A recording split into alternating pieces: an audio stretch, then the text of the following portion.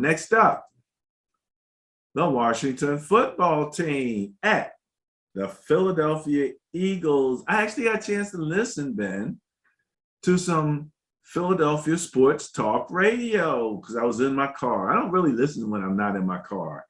But I got a chance to listen and, hear a little bit of the debate about the quarterback, who should be starting, Hurts or Minshew. And apparently they're not naming a starter, but, we know the games that the coaches play in terms of this. Wait. The coach said he wasn't going to name a starter yet? Yeah, he hasn't. Oh, he hasn't. They're asking him constantly. That's the worst thing he could do. That's the worst thing he can do. Jalen Hurts is the starter. Well, Hurts is injured, or he's got some level of an injury.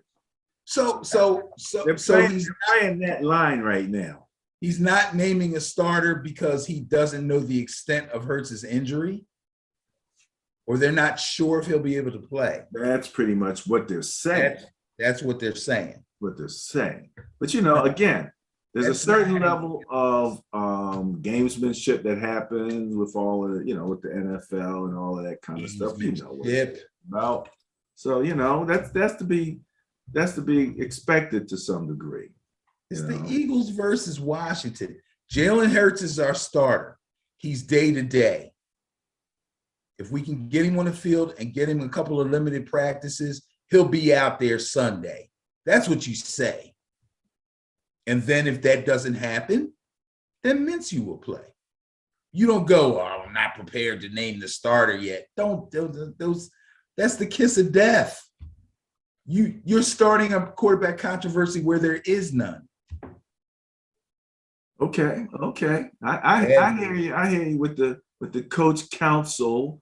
But let me mention one thing that impressed me about Minshew. Okay. His ability to find his tight end. Yes. That was one of the things I was like, that connection probably has been there all along. And if Hurts hasn't been taking advantage of it like that, because he's a pretty good tight end. He can get open. He can catch the ball. Yes, he can. So that's almost like an asset that if he hadn't been taking advantage of it, that's a missed opportunity. All right.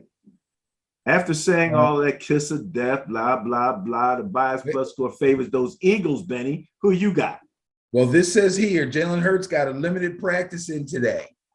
Sirianni said Hurts was trending upward, and a limited practice this early in the week likely puts him on track to return after Washington. So Sirianni also said Hurts would be the starter despite Gardner Minshew looking good in his spot work. Okay, thank you, Sirianni. You're off the hook. That's the smart thing to say. Take the Philadelphia Eagles. And I hope them guys, I hope they don't make me look bad on this game. I don't care about the other games, if I win, if I lose, whatever. I know it's up and down. I've had a terrible season. But they better not let me down on this one. Washington's got a lot of new problems popping up. I don't think McKissick's going to be ready. That means Gibson has to carry the load at running back. He's been getting banged around. He's got a lot of carries under his belt. I don't know if he's going to hold up. McLaurin, who's their best receiver, got dinged up last week. I don't know if he's going to be ready this week. And everybody behind him is like fair to middling. Washington's in a little bit of trouble after having a nice little run of games and looking real dangerous. Now they're looking not so dangerous. So the Eagles should win this game. I'm going to take the Eagles. All right, going with the Eagles. Next up, Seattle Seahawks again. A division battle. And them LA Rams, man. People coming at them. People coming at the Rams. Seattle Seahawks at the LA Rams. Bias plus score of what's 5 in Spanish? Cinco? Cinco favors the LA Rams over those Seattle Seahawks. Let me see something here. Let me see something here. Good on my little 5 whole points, huh? Rams looked pretty good last week. Not even a decimal. Not even a decimal. In fact, that Rams win. Okay, again, division game here. Last week, division game, Rams versus Cardinals. Okay. This is the meat and potatoes of one of the strongest divisions in football today as we speak. And after losing a game that a lot of people thought they could have, should have, and would have won the week before in week 13, the Rams actually came through against a team that most people thought was going to run the table and rule this division. So they beat the Cardinals. They beat them 30-23, which was relatively convincingly. Okay. Beckham looking good. Van Jefferson looking good, minus Robert Woods. Cooper Kupp is Cooper Kupp. Well, Cooper Kupp is playing something special right about now. Cooper Kupp is the undisputed heavyweight champion of wide receivers of this season. From day one to now. Yeah. There's nobody that has approached the type of production that Cooper Kupp is putting out this season. Yeah, hands down. Hands down. He might be offensive player of the freaking year. It's incredible. The Seattle Seahawks are allowing 20.2 points per game. Uh-huh. The Rams are scoring 28 points per game. Right. The Rams are allowing 22.5 points per game. And Seattle is scoring 20 points a game. So again, that's not even calculating in the turnover differential, which actually favors by 0.2 points the LA Rams. You know, the Seattle had the problems with turnovers, during the season. So that's showing up in their numbers now. But another potential intriguing game of the week. I don't usually like to go with the same team 2 weeks in a row. And that was the intriguing game last week. Which one? Oh, Rams Cardinals was last week, right? Yeah.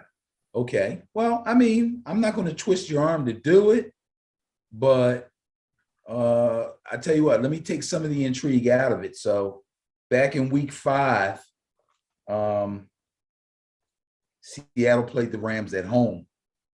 And let's see, they lost the game 26-17, which is fairly close. But they only got to Goff, holy mackerel. They only got to Stafford once. They did pick him off once. They had several tackles for loss where if there is a weakness, it's in the Rams running game. Darrell Henderson has not been as good as a lot of people thought he was going to be. Sony Michel is getting a lot more run now, but Sony Michel is not a pass catching back. So he's a little limited in what he can do. Can I say one thing about Sony Michel? Yeah, sure. I was impressed. And remember that I told you early on when you played the Cardinals, I said, I felt like if you were going to run on them, you want to run in between the tackles on them, you could get that done. And I just felt like he wasn't a superstar, but he did a lot of damage, and he made them account for the run game last week, when they played the Cardinals. So he's got fresh legs. He's got fresh legs because they've been, instead of going with the committee, this is weird. NFL coaches are really weird, okay? They had Henderson. They kept him. They let Malcolm Brown go. They took Sony Michel from the Patriots. They drafted Cam Akers. They played the three of them as a committee. 1/3 of the season, Michelle was the starter. I'm sorry. This is before Michelle came. 1/3 of the season, Brown was the starter. 1/3 of the season, Henderson was the starter. And then finally, they settled on Akers. They came into the season. Akers was expected to be the starter. He gets injured. And then they make Henderson the workhorse after they bring in Michelle instead of running them as a committee. I'm not real high on this committee thing, but when you got one guy that can run and kind of catch the ball, you got another guy that's kind of a power runner and doesn't catch the ball well, you should play them both. They haven't done that. Now Henderson's all banged up. Now you got to play Michelle, but you can't really throw the ball to him. So you limit your offense. I'm surprised when you say that. Coming from New England, where they had their running backs pretty much do a lot of things, or is that one of the reasons he's not in New England anymore? They didn't need him. John, what's his name? John White. His first name's not John. White was the pass catching back all along. Oh, from Wisconsin. Yeah, right. So they never needed Michelle to catch the ball. Then they brought in Ramondre. If that's in your playbook, you would want balance to have all your running backs be able to catch the ball to some degree. Yeah, well, that's a tell. They're not gonna.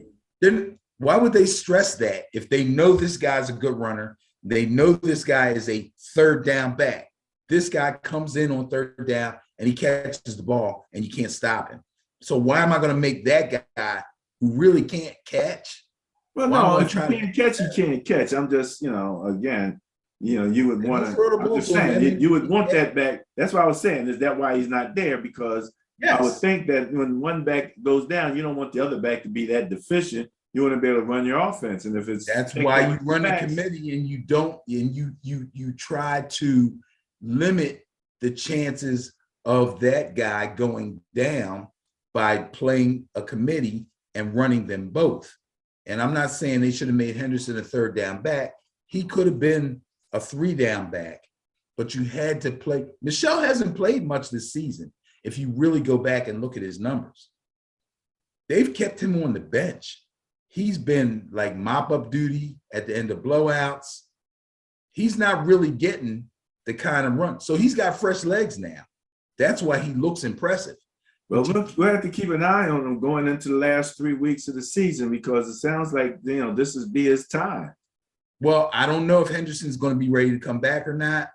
We'll have to see. All right. When Henderson comes back, I'm sure they'll play them both now, which all I'm saying is they should have done it earlier.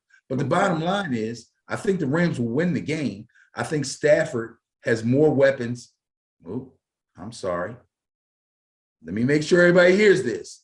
I think Stafford has more weapons than Russell Wilson does, because your boy, DK Metcalf, is playing like a lazy bum. You seen the routes this guy's running? And he's whining. I hear he's whining. Yeah. I hear he's whining. Sometimes I watch plays and I don't watch the ball. I watch players. This guy's not even working hard, man. I don't know what's wrong with him. Lockett is balling. Lockett is balling. DK Metcalf, I don't know what happened to him. Obviously, I believe that he has all the talent in the world and he can get better. But right now, he's not getting it done. He's not getting it done. I'm going to take the Rams in this game. All right, Mr. Dixon, going with the bias, going with the Rams.